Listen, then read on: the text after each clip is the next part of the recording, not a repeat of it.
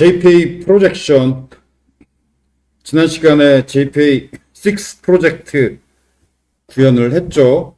지금 JPA 6 프로젝트는 그 JPA 프로젝션 기능을 사용하지 않은 그냥 평범한 간단한 JPA 기능 구현이에요. 그래서 JPA가 자동으로 구현해 주니까 편하긴 한데 어떤 그 백엔드를 개발할 때는 문제가 있어요. 어떤 문제가 있냐면 이 강 예제처럼 아주 편하게 구현하면은 어떤 문제가 있느냐. 이렇게 스튜던트 엔티티, 보통 스튜던트 테이블에 있는 모든 그 필드들이 당연히 이렇게 속성으로 다 구현이 되죠. 그리고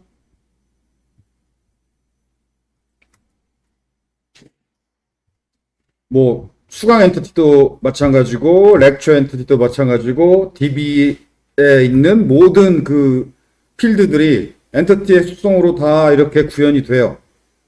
그 다음에 문제가 뭐냐, 이 자동으로 다 되니까 편한 이 JPA 리포지토리 자동으로 다 조회해 주죠. 그런 자동으로 구현되는 메소드들이 많지. 그 메소드들이 JPA 리포지토리에 자동으로 조회되는 그런 자동 기본 구현 메소드들이 엔티티를 통째로 다 조회를 해요. 그래서 이게 프론트엔드로 데이터를 전송해야 되는 백엔드일 경우에 문제가 돼. 그러니까 DB에 있는 그 어떤 예를 들자면 주문 테이블 혹은 특히 고객정보 테이블, 고객정보 테이블에서 조회한 유저 엔티티가 있다고 생각을 해봐요. 그러면 프론트엔드한테 사용자 정보를 전달해야 돼. 그런데 유저 엔티티를 그냥 전달해? 그럼 그 유저 엔티티에는 DB에서 조회한 모든 정보, 그러니까 이메일 주소, 전화번호, 집 주소, 회원 등급, 심지어 물론 암호화되어 있긴 하지만 비밀번호까지 들어있을 거 아니야. 이런 걸 통째로 프론트엔드한테 다 줘? 이러면 안 되죠. 그래서 이게 백엔드일 경우에, 프론트엔드한테 데이터를 전달하는 백엔드일 경우에 문제가 돼요.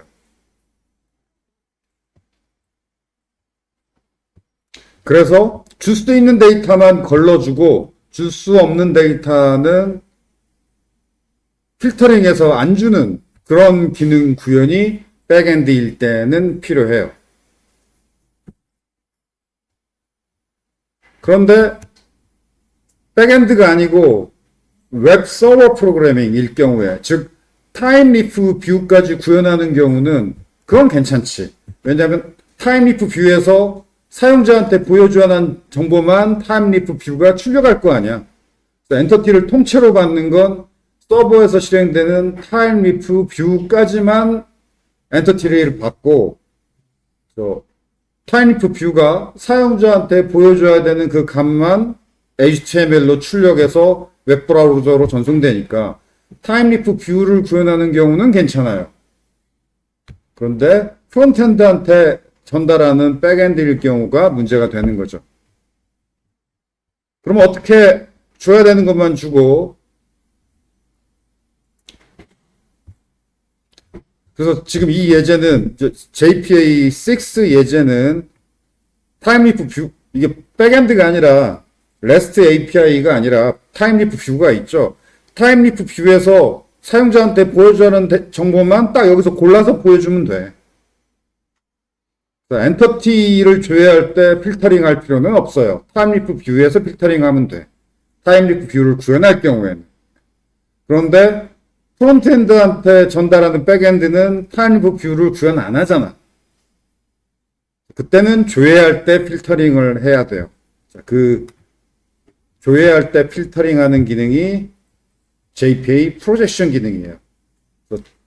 리포지토리 조회 결과 엔티티 객체 전부를 프론트한테 전달하는 건 안 돼. 전달하면 안 되는 속성은 필터링하고 전달할 수 있는 것만 추출해서 전달해야 돼요. 백엔드는. 타임리프가 없으니까. 타임리프에서 필터링 못하니까. 이런 걸 JPA 프로젝션 기능이라는 게 있고 이걸 이용해서 구현하면 돼요. 그래서 여전히 JPA7 프로젝트도 여전히 백엔드 구현은 아니고 타이니프 뷰를 구현하긴 할 거예요. 그렇지만 어쨌든 조회할 때 JPA 프로젝션 기능을 한번 구현해 봅시다. JPA 프로젝션 기능은 리포지토리에서 조회할 때만 작동하는 거니까 타이니프가 앞에 있든 없든 상관은 없는 거지. 구현의 상관은 차이는 없죠. 오케이. 설명은 여기까지고 구현해 봅시다.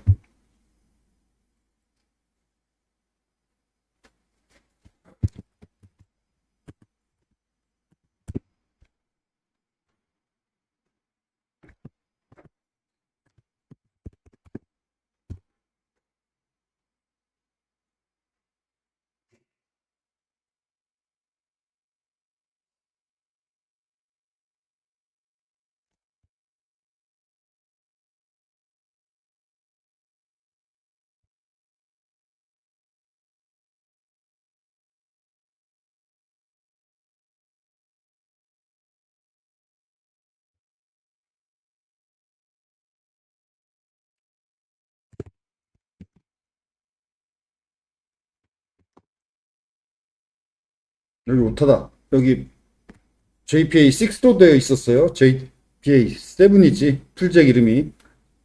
오타 있었어요, 여기.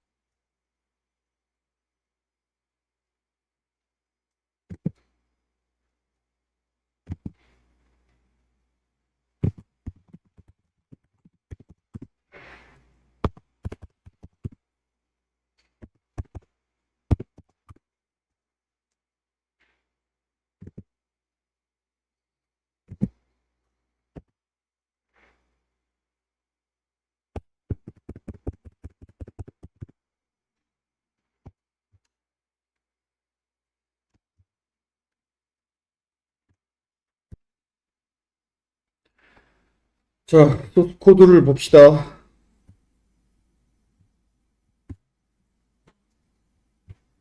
뭐, 스톤트 엔터티.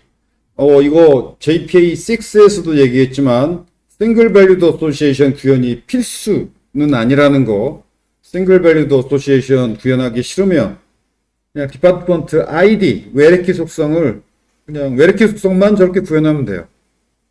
이 외래키, 디파트먼트 ID 외래키 속성과 디파트먼트 싱글 밸류드 어소시에이션 둘 중에 하나 선택할 수 있어요. 둘 다 구현하면 에러야. 싱글 밸류드 어소시에이션 디파트먼트 속성을 구현하든지 아니면 디파트먼트 속성 대신 디파트먼트 ID 속성을 구현하든지 둘 중에 하나 선택할 수 있어요.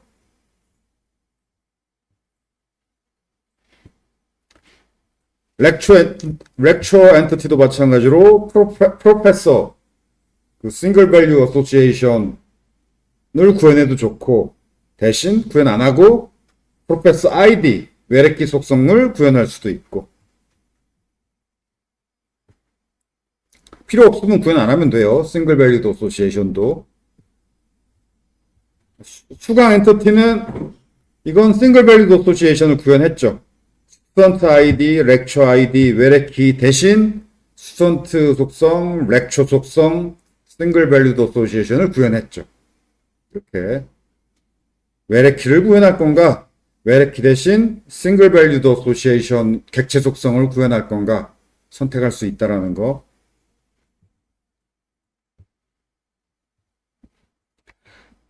DTO. 자, 그래서 여러분 회사 가면은 이 문제 때문에 엔터티 클래스 다음에 또 DTO 클래스를 또 만들어요. 왜냐면 엔터티 클래스는 데이터베이스에 있는 모든 그 필드들이 다 엔터티 클래스의 속성으로 되어 있기 때문에 프론트엔드에 데이터를 전달할 때 엔터티를 그냥 전달하는 건 위험해. 모든 내용이 다 들어있으니까. 프론트엔드한테 전달하면 안 되는 민감한 데이터들도 당연히 회사 DB에는 많아요.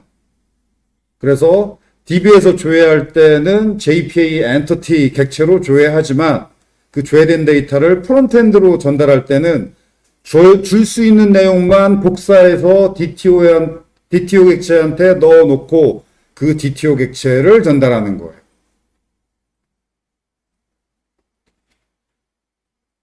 그래서 클래스 이름이 중복되면 안 되니까 지금 엔터티 이름을 그냥 수강이라고 했죠.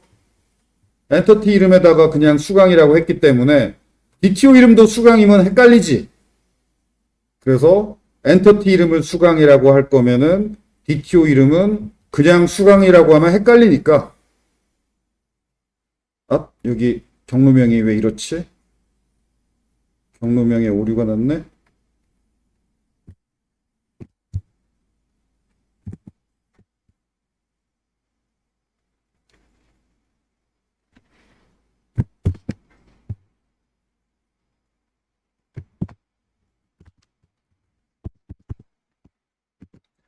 오케이. 엔터티 클래스, 수강 엔터티, 수강 DTO 클래스 이름을 좀 다르게 해야 되겠죠. 그래서 보통 뒤에 DTO라고 붙이는 사람들도 있고 VO라고 붙이는 사람도 있어요. VO.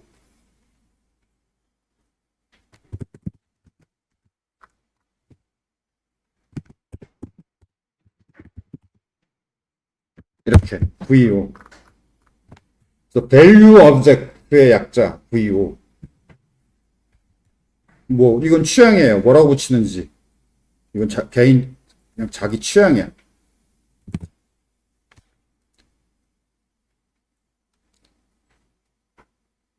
그래서 수강 엔터티도 있고 수강 DTO도 있고 더군다나 수강 DTO가 많아. 왜냐하면 프론트엔드도 여러 종류라서 프론트엔드한테 전달하는 것 수강 데이터를 프론트엔드한테 전달할 때도 예를 들어서 학생한테 수강 정보 보여줄 때랑 그 교직원한테 수강 정보 보여줄 때랑 교수한테 수강 정보 보여줄 때랑 뭘 보여줘야 되는지가 다르잖아.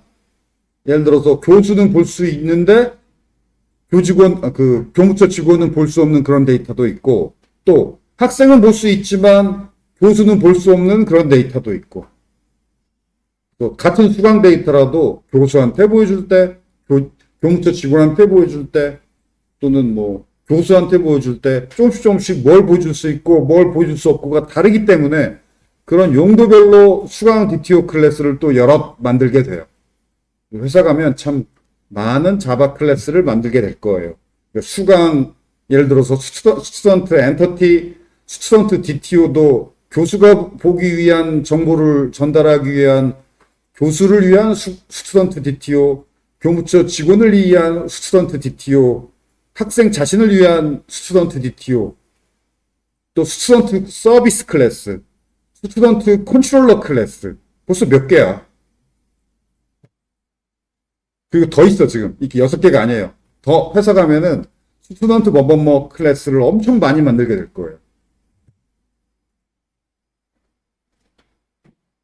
그래서 그걸 자바 스프링의 단점이라고 얘기하는데, 간결하게 할 수 있는데도 왜 이렇게 자바 그 스프링은 번거롭고 코딩할 게 많고 간결하지 않느냐라고 비판을 하는데, 그건 간결하게 해도 되는 곳이 간결하게 구현하는 기술 언어를 사용하면 되고, 간결하게 구현하기보다는 엄격한 절차, 용도별로 다 따로따로 이걸 필요한 조직도 있어요. 예를 들어서 내가 계속 이런 비유를 들죠. 저 호텔 레스토랑에는 종류별로 칼이 엄청 많잖아. 그런데 동네 분식점에는 칼 하나로 다 하지. 김밥도 쓸고 김치도 쓸고. 그러면서 동네 김밥집 아줌마가 야, 호텔 주방장은 참 그 낭비가 심해. 칼이 뭐 몇십 개야. 이렇게 비난을 하면 안 되지. 그냥 서로 다른 거지. 그래요. 자, 되돌아와서 이 수강 DTO. 이거 클래스가 아니라 인터페이스지. 참. 아이고, 인터페이스.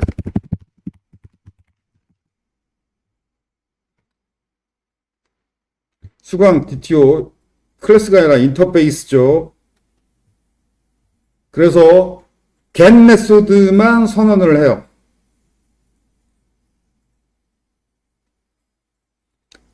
그래서 요 노란색, 그러니까 지금 get 메소드가 조회해야 할, 그러니까 뭐랄까, 프론트한테 전달할 속성을 get 메소드로 구현하면 돼요.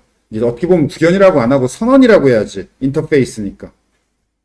그래서 지금 노란색은 수강 엔티티 자신의 속성, 수강 엔티티의 속성이고, 노란색은. 그 다음에 이 연두색 부분은 이 노란색이 스튜던트니까 이 스튜던트의 속성이에요.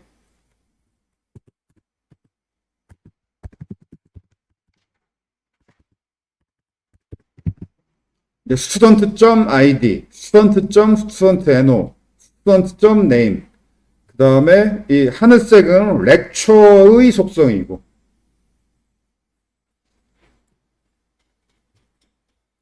자, 이런 식으로 프론트한테 전달할 데이터들을 이런 DTO 인터페이스에, 이게 클래스일 필요 없어요. JPA 프로젝션에서는 인터페이스이기만 하면 돼. 그리고 get 메소드로 이렇게 선언을 해요. 뭐 어떤 것들을 전달하겠다, 그것만 이렇게 쭉 선언을 해주면 돼요. 그리고 간단해. 역시 자동으로 되는 게 여전히 많아요. 그 JPA 쿼리 크리에이션이에요. find by retro ID. JPA 쿼리 크리에이션 메소드 그 명령 이름 규칙이죠. 그리고 이 부분, 이 부분은 그 lecture ID죠. 조회 조건 lecture ID. 그리고 find by, 여기 o를 넣어도 좋고 o를 빼도 좋아요. 이건 by 뒤에 아무것도 없으니까 몽땅 다 조회하는 거지. find by. 그 find하고 by 사이에 o를 넣어도 되고 이것처럼 빼도 돼요. 그건 자기 마음이야. 그리고 이 return 타입에다가 그냥 수강이라고 수강 엔티티 클래스 이름을 적어주는 게 아니라 요 인터페이스 이름을 적어주면 돼요. 그러면 이 인터페이스에 선언된 요 속성들, 이 get 메소드로 선언된 요 속성들만 채워져요. 근데 사실 클래스는 역시 이 경우도 클래스는 자동으로 구현돼. 이건 인터페이스잖아. 수강 DTO는 인터페이스고 클래스는 아니죠. 클래스는 역시 JPA, 스프링 데이터 JPA가 자동으로 구현해줘요.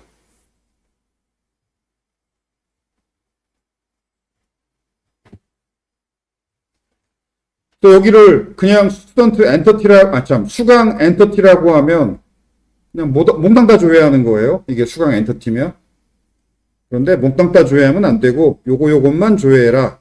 그러면 이걸 인터페이스, 이렇게 인터페이스로 선언해 주기만 하면 된다. 간단하죠?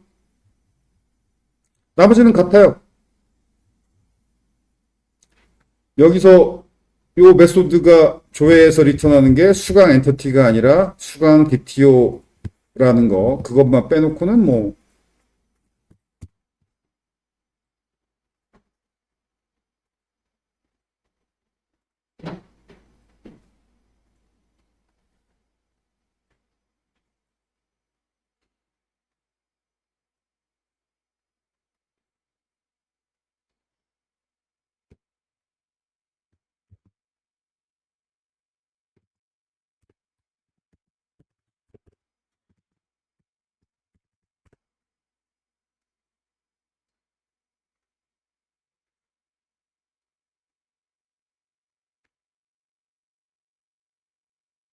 그 다음에 이거 두 개는 그 타임리프 뷰를 거쳐서 타임리프 뷰가 그 이 모델 애트리뷰트를 전달받아가지고 HTML 태그를 출력하죠. 이게 바로 백엔드 API지. 백엔드 REST API. 이건 그냥 조회한 데이터를 통째로 다 넘겨주는 거죠. 자, 이게 만약에 수강 DTO가 아니라 수강이었다면은 수강 엔터티가 통으로 전달되는 거지. 프론트엔드한테. 그러면 안 되는 경우가 거의 대다수라는 거. 이것처럼 프론트엔드한테 전달할 수 있는 것만 걸러서 이렇게 전달해야 돼요.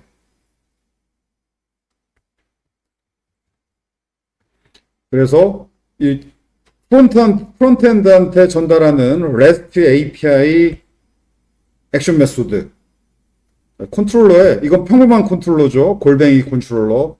평범한 컨트롤러에는 이런 뷰를 거쳐서 타임리프 뷰를 거쳐서 HTML 태그를 출력하는 지금까지 우리가 쭉 구해냈던 그런 평범한 액션 메소드 뿐만이 아니라 프론트엔드한테 REST API, 프론트엔드한테 JSON 데이터를 전송하는 REST API 액션 메소드도 평범한 컨트롤러에 이렇게 있을 수 있어요.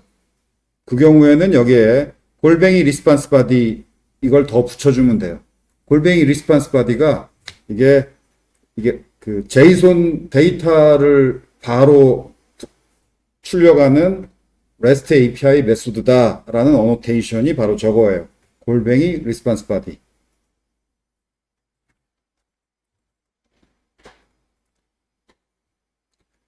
골뱅이 리스판스 바디 어노테이션을 붙이면 프론트엔드에 JSON 포맷 데이터를 전송하는 그런 REST API 액션 메소드 혹은 RESTful 액션 메소드 같은 얘기예요.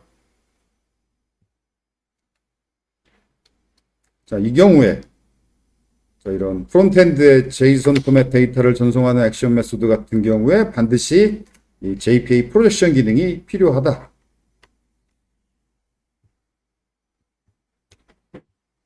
뭐 나머지는 다를 게 없고,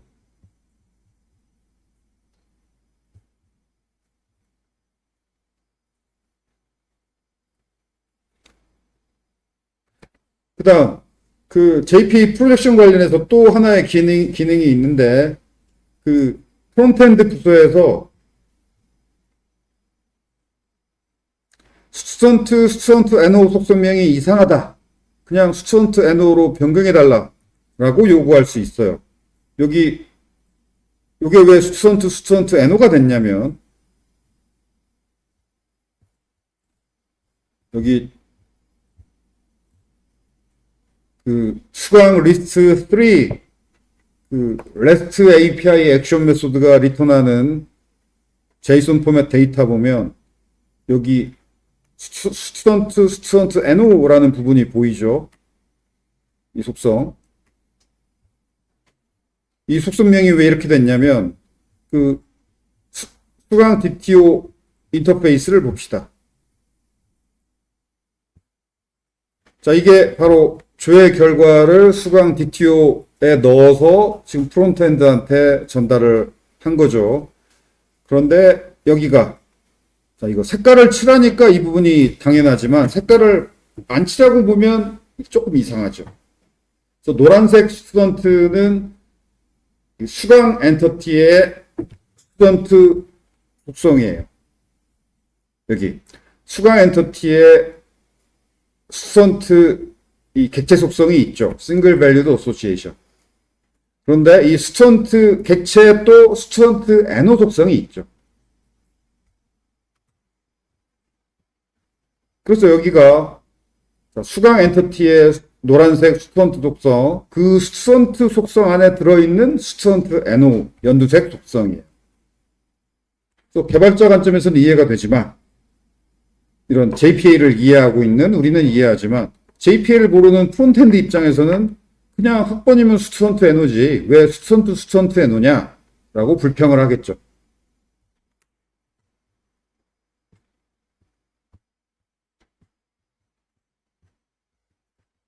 충분히 프론트엔드 개발자가 불평할 만해요.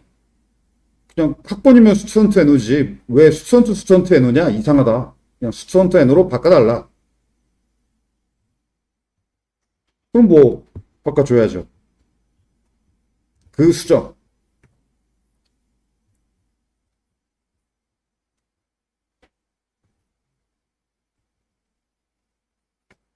자, 이렇게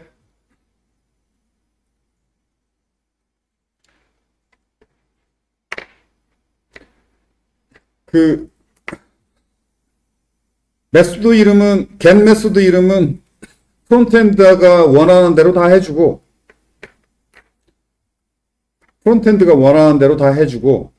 그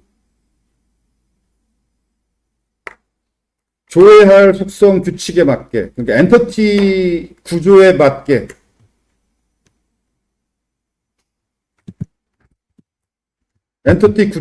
적어주는 걸 이렇게 골뱅이 밸류 어노테이션으로 적어주면 돼요.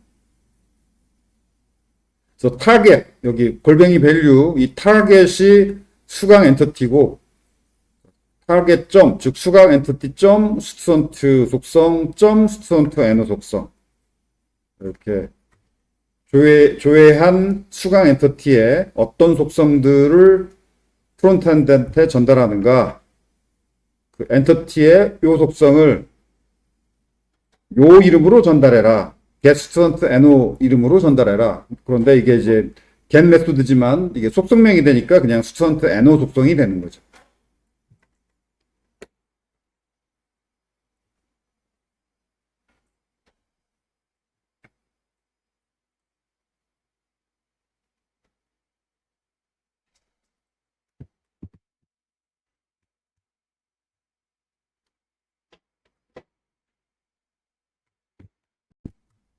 다시 얘기하자면 지금 수강 리포지토리에서 조회한 수강 엔터티에서 뭔가 프론트엔드한테 전달할 수 있는 것만 골라내는 거죠. 이게 고른 거예요. 이 타겟이 수강 엔터티야. 지금 수강 리포지토리니까. 수강 엔터티의 스튜던트 속성의 스튜던트 NO 속성을 프론트엔드한테 전달한다. 전달하는 이름은 요거다. 스튜던트 NO다. get 메소드 이름은 내 맘대로가 아니라 보통 프론트엔드 개발자가 요구하는 대로 get 메소드 이름 이 이름으로 전달한다. 그다음에 이 부분이 수강 엔티티에서 어떤 속성값들을 요 이름으로 전달한다. 자, 이런 의미로 이렇게 구현해 주면 돼요.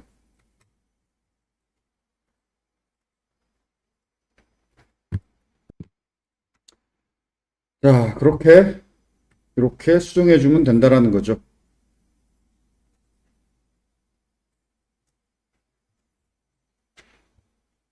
또 회사 가서 프론트엔드 개발자랑 이렇게 협업하다 보면 이 기능이 당연히 반드시 필요하게 되죠.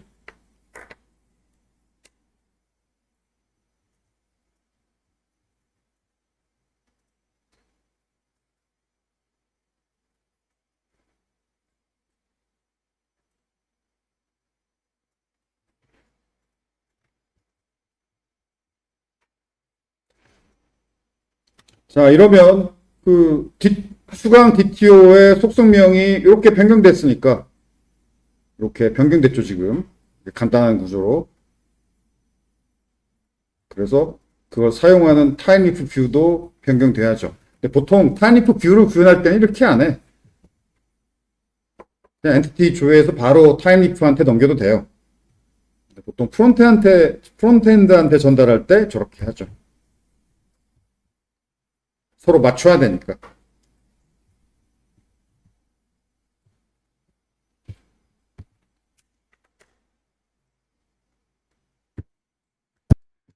그 다음 JPA Query Creation 기능 우리가 앞에서 배웠었죠. 그 메소드 이름 규칙에만 맞게 JPA 리포지토리의 메소드 선언만 하면 조회하는 그 메소드가 자동으로 구현되는 JPA Query Creation. 여기에 고급 기능이 있어요. 어떤 고급 기능이 있냐면 이 부분이야말로 바로 콜렉션 밸류드 어소시에이션을 구현하는 가장 대표적인 이유가 바로 이 부분 활용 때문에 그래요. JPA Query Creation 고급 메소드에서 활용하려고 콜렉션 밸류드 어소시에이션을 구현하는 거지. 요 고급 기능을 활용 안 할 거라면 굳이 콜렉션 밸류드 어소시에이션을 구현할 필요는 굳이 콜렉션 밸류드 어소시에이션 구현하는 가장 대표적인 이유가 이거예요. 그래서 싱글 밸류드 어소시에이션 구현이 필요한 경우는 많지만 콜렉션 밸류드 어소시에이션이 필요한 경우는 그리 많지 않아요. 몇 개 안 되는데 가장 대표적인 이유가 바로 이거예요. 이 기능이 필요 없다. 그러면 굳이 콜렉션 밸류드 어소시에이션은 굳이 구현할 필요가 없는 경우가 많아요. 무슨 얘기냐면은 지금 디파트먼트 보통 여태까지 이렇게 구현했죠. 왜 이렇게 구현했냐면 컬렉션 밸류드 어소시에이션이 대부분 필요 없으니까 대부분 지금까지 강의 예제에서 이렇게 구현했어요. 그런데 지금까지 대부분 강의 예제에서 스튜어트 엔터티는 이렇게 구현했죠. 거의 대부분 싱글 밸류드 어소시에이션은 대부분 구현을 했죠. 왜냐하면 대부분의 경우에 소속 학과 정보 싱글 밸류드 어소시에이션은 필요하니까. 그런데 디파트먼트 엔터티의 컬렉션 밸류드 어소시에이션은 구현 안 했어요, 대부분. 왜? 소속 학생 목록 정보는 대부분 필요 없으니까. 또 만약에 필요하다, 그래서 구현해야 되겠다. 그러면 이렇게 소속 학생 정보, 소속 교수 목록, 소속 학생 목록 이런 게 컬렉션 밸류드 어소시에이션이죠. 대부분의 경우 필요가 없기 때문에 이렇게 잘 구현 안 해요. 가끔 필요하면 이렇게 구현하기도 하는데 그 콜렉션 밸류드 어소시에이션 구현이 필요한 가장 대표적인 이유가 JPA 쿼리 크리에이션 고급 기능 활용하려고 지금 배우려고 하는 내용이에요. 그 다음에 콜렉션 밸류드 어소시에이션을 잘 구현 안 하는 이유 중에 하나가 바로 이 부분과 연결되어 있죠.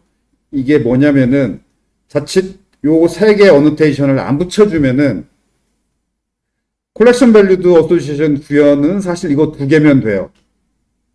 이 두 개는 필수지만 이건 선택이야. 근데 이 선택이긴 하지만 꼭 필요한 선택이 되는데 왜냐면 이걸 안 붙여주면 무한 재교출 오류가 나죠. 앞에서 콜렉션 밸류드 어소시에이션 설명하면서 무한 재교출 오류도 설명했어요. 기억 안 나면 그 부분 다시 한번 복습을 하세요. 그래서 무한 재교출 오류를 피하기 위해서 이렇게 컬렉션 밸류 어소시에이션은 이렇게 5줄로 구현해야 돼요. 꼭 필요한 건 2줄이긴 하지만 기능만 구현하겠다면. 그렇지만 이거 3개를 생략하면 무한 재교출 오류가 발생할 수도 있다라는 거. 되돌아와서 JPA 쿼리 크리에이션 고급 기능을 활용하겠다. 이게 바로 컬렉션 밸류 어소시에이션을 구현하는 가장 대표적인 이유다라는 거죠. 그래서 스튜던트 2DB 뭐 이런 구조 이거 뭐 여러 번 등장했었으니까 넘어가고, 그래서 스튜던트 디파트먼트 관계 이게 싱글 밸류드 어소시에이션. 스튜던트하고 디파트먼트 관계, 포린 키가 디파트먼트 아이디죠. 디파트먼트 아이디 포린 키에 의해서 둘이 관계를 맺고 있는데, 포린 키가 있는 쪽이 싱글 밸류드 어소시에이션, 즉 소속 학과가 하나죠. 그 다음에 그 반대쪽 이 컬렉션 밸류드 어소시에이션, 즉 소속 학생 목록. 이렇게 돼요. 스튜던트 쪽에는 이게 포린 키가 있는 쪽이니까 소속 학과 싱글 밸류드 어소시에이션. 반대쪽 디파트먼트 쪽은 컬렉션 밸류드 어소시에이션, 즉 소속 학생 목록. 컬렉션 밸류드 어소시에이션 그 자체는 이거 2줄이야. 앞에서 말했던 3줄을 안 붙여도 되긴 하지만, 그렇지만 무한 재교출 오류가 나니까 되긴 하지만 붙여줘야지.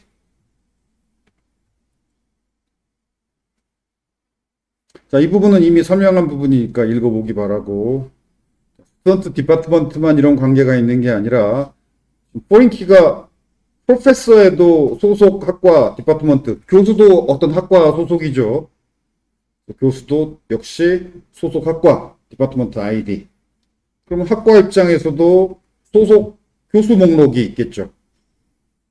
이렇게 똑같은 싱글 밸류드 어소시에이션, 컬렉션 밸류드 어소시에이션이 있고, 렉처 프로페서에도 마찬가지로 포린 키가 있어요. 렉처에 틀렸다. 아, 맞다. 렉처에 프로페서 아이디 포린 키가 있죠. 렉처에 담당 교수 1명. 이 강의, 이 렉처를 담당하는 교수 1명이죠. 프로페서 아이디. 렉처 입장에서 담당 교수, 프로페서. 담당 교수가 1명이니까 싱글 밸류드 어소시에이션. 교수 입장에서는 담당 과목이 여러 개죠. 그러니까 담당 과목, 컬렉션 밸류드 어소시에이션. 그리고 이 두 관계를 맺는 포린 키가 렉처에 있죠. 담당 교수, 1명 담당 교수, 프로페서 아이디. 수강 스튜던트 관계에도 그렇죠. 이 수강, 이 수강을 어떤 학생이 했느냐? 그 스튜던트 아이디. 요 수강 신청을 누가 했느냐? 스튜던트 아이디. 싱글 밸류드 어소시에이션. 그 다음에 스튜던트 입장에서는 수강을 여러 개 신청하죠. 그러니까 수강 목록, 컬렉션 밸류드 어소시에이션. 포린 키가 수강에 있는 스튜던트 아이디. 그 다음에 수강하고 렉처에도 또 역시 관계가 있는데, 이 수강에는 스튜던트 아이디 말고 어떤 학생이 수강 신청한 건가? 스튜던트 아이디. 뿐만이 아니라 그 스튜던트가 어떤 강좌를 신청한 건가? 강좌 아이디가 있어야죠. 수강의 엔티티, 레코드 하나는 어떤 한 학생이 어떤 한 강좌를 신청하면 이 수강 테이블에 레코드가 하나 생겨요. 인서트가 돼요. 렉처에는 그 렉처, 그 강좌를 수강 신청, 예를 들어서 이 수업도 한 30몇 명이 수강 신청했죠. 그 수강 신청이 30개 이상이 있는 거죠. 자, 이렇게 싱글 밸류드 어소시에이션, 컬렉션 밸류드 어소시에이션들이 많고, 보통은 필요 없으니까 컬렉션 밸류드 어소시에이션을 보통은 구현 안 하지만, JPA 쿼리 크리에이션 고급 메소드를 구현하려고 하는데 여기에서 필요해요. 자, 구현은 다음 시간에 하고 설명을 좀 먼저 합시다. 저렇게 콜렉션 밸리드 어소시에이션을 다 구현했다고 치면 지금 위에서 다 구현했어요. 그럼 리포지토리에서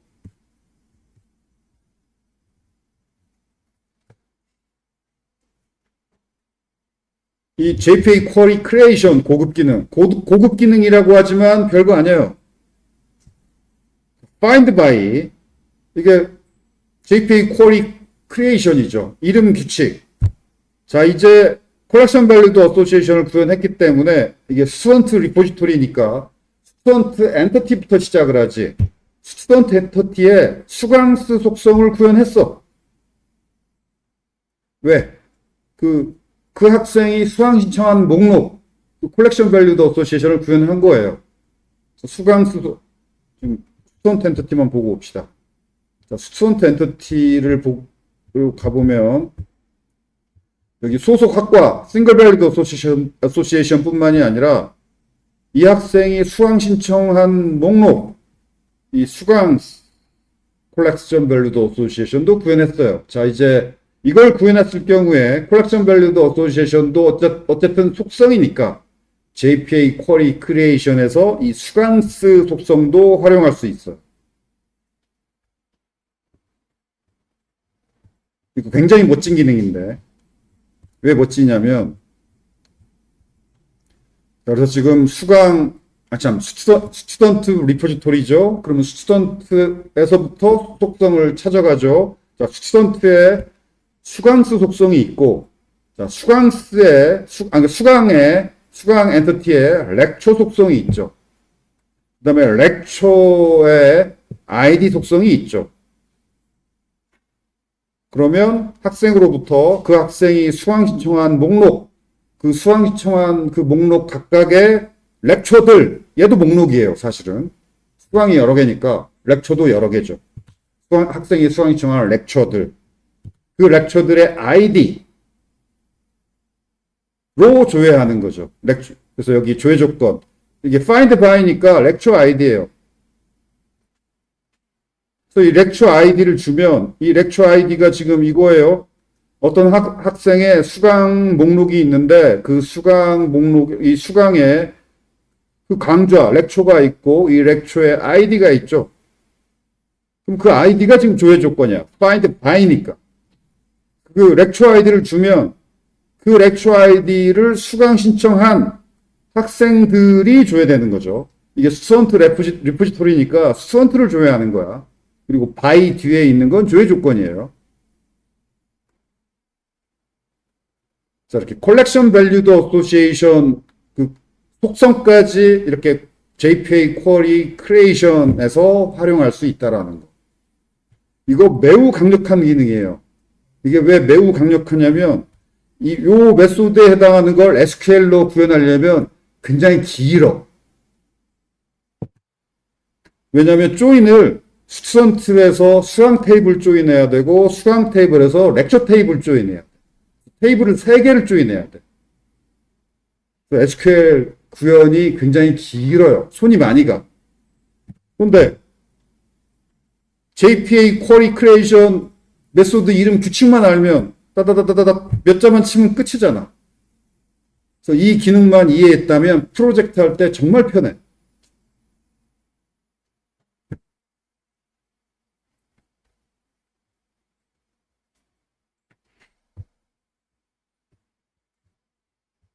예를 들어서 여기 뒤에 SQL이 없나? 내가 적어놨을 것 같은데 안 적어놨구나. 예를 들어서 요 메소드에 해당하는 요 메소드에 해당하는 SQL이 이래요. 자, 먼저 학생을 조회하는 거니까 s.asterisk 학생을 조회하죠. from student s. 그다음에 수강 조인 해야 돼요. 조인 어디하고 조인하냐면 수강하고 얘를 약자를 G라고 합시다. 조인 조건은 그 포린 키가 수강에 있죠. 수강에 있는 스튜던트 아이디랑 스튜던트의 아이디가 같아야 돼. 수강하고 스튜던트하고 조인했고, 자, 렉처, 여기 렉처 아이디는 여기 있구나. 그럼 이게 아니라 요거. 렉처 타이틀이야말로 렉처 테이블에 있죠. 자, 이거. 여기에 해당하는 거. 이 강좌명으로 그 강좌를 수강하는 학생 목록을 줘야 하는 거. JPA 쿼리 크리에이션 고급 기능. 이렇게만 하면 되는데, 여기는 그 스튜던트 테이블로 시작해서 그 스튜던트가 줘야 하는 수강 정보, 수강 테이블을 조인해야죠. 그리고 자, 렉처 테이블 조인해야 돼요. 렉처는 약자 L이라고 합시다. L 수강의 렉처 아이디가 있고 그게 렉처의 아이디하고 같아야죠. 그리고 회어 렉처의 타이틀이 샵 주의 조건 타이틀과 같은 쿼리 땡땡땡 그 스튜던트 맵커에서 구현하던 거 기억나죠? 땡땡 이렇게 하고 리스트 스튜던트 파인드 이름도 뭐 똑같이 해줍시다.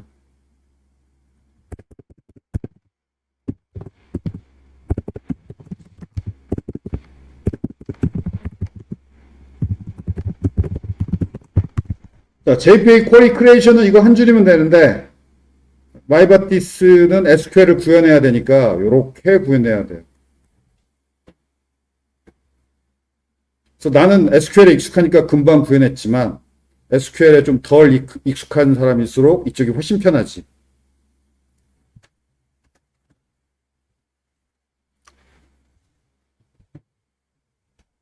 오케이. 구현은 다음 시간에 합시다.